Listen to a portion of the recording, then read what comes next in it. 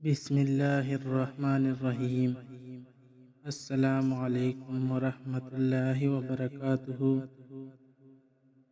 آج کی ہماری ویڈیو ایک ایسے نسخے کے بارے میں ہے جو آسان بھی ہے اور اثر کرنے والا نسخہ ہے۔ حضرت شاہ عبد الغنی فرمایا کرتے ہیں کہ جس شخص کو شدید قبض طاری ہو اور قلب میں انتہائی ظلمت اور جمود پیدا ہو گیا ہو اور صالحہ سال سے دل کی یہ کیفیت نہ جاتی ہو تو ہر روز وضو کر کے پہلے 2 رکعت نفل توبہ کی نیت سے پڑھے، پھر سجدہ میں جا کر بارگاہ رب العزت میں عجز و ندامت کرے اور خوب استغفار کرے۔ پھر اس وظیفے کو 320 مرتبہ پڑھا جائے۔